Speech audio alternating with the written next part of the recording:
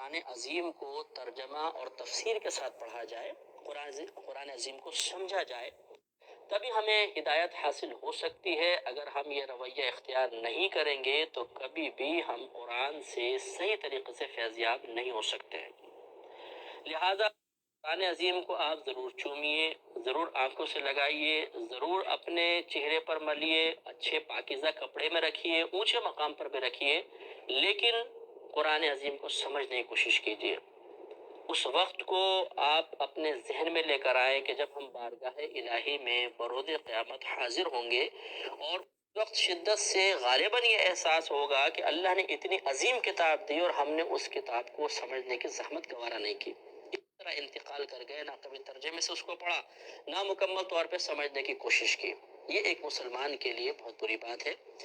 ہزارہا مسلمان ایسے ہوں گے کہ جنہوں نے قرآن پاک پڑھا ہی نہیں،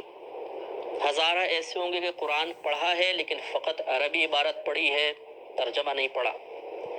کروڑوں ایسے ہوں گے کہ جنہوں نے قرآن عظیم کی عربی عبارت تو پڑھی ہے لیکن آج تک پورے قرآن کو ترجمے کے ساتھ ختم کرنے کی زحمت گوارا نہیں کی۔ یہ کتنے افسوس کی بات ہے کہ اللہ تبارک و تعالیٰ نے قرآن عظیم اس لیے تو نازل نہیں کیا تھا کہ ہم اسے ایک مقدس کتاب سمجھ کر وجدان میں لپیٹ کر اونچے مقام پر رکھ دیں، بلکہ اللہ تبارک و تعالیٰ نے قرآن عظیم کو ہدایت کے حصول کے لیے بھیجا ہے، اور ہدایت کا حصول اسی وقت ہو سکتا ہے جب ہم قرآن عظیم کو سمجھیں گے، قرآن عظیم کو بار بار ترجمے اور تفسیر کے ساتھ پڑھیں گے، یا کوئی تفسیر کا ایسا پروگرام کہ جس کے اندر قرآن عظیم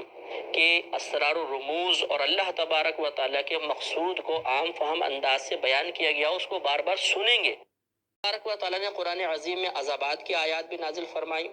پچھلی قوموں کے عبرتناک واقعات بیان فرمائے، جنت کے انعامات کا تذکرہ ہے، میدان محشر کا تذکرہ ہے، قیامت کے ہولناک مناظر کو بیان کیا گیا ہے،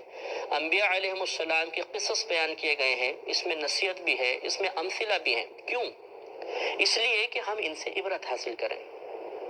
عذاب کی آیات پڑھیں تو دل میں خوف خدا پیدا ہوگا، یہ خوف خدا ہمیں عبادات پہ استقامت دلوائے گا، گناہوں سے پرہیزگاری پر، پابندی پر ہمیں مدد دے گا۔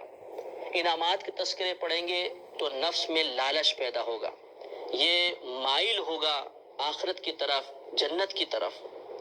جب ہم انبیاء علیہ السلام کے قصص پڑھیں گے تو ہمیں معلوم ہوگا کہ انبیاء علیہ السلام نے اللہ تبارک و تعالیٰ کے پیغام کو عوام الناس میں عام کرنے کے لیے کتنی جد و جہد کی ہے،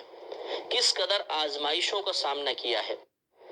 ان میں تقریباً 500 آیات احکام سے متعلق ہیں، ان میں کوئی نہ کوئی حکم نازل ہوا ہے، اور بقیہ جتنی بھی آیات ہیں ان میں یا تو اللہ تعالیٰ کی طرف سے کوئی وعدہ ہے، یا کوئی وعید عذاب کا وعدہ کیا گیا ہے، انعام کا وعدہ ہے، انعامات کے تذکرے ہیں، جہنم کے تذکرے ہیں، ضرب الامثال ہے، پچھلی قوموں کے واقعات ہیں، انبیاء علیہ السلام کے قصص بیان کیے گئے ہیں، یا نصیحتیں وغیرہ موجود ہیں۔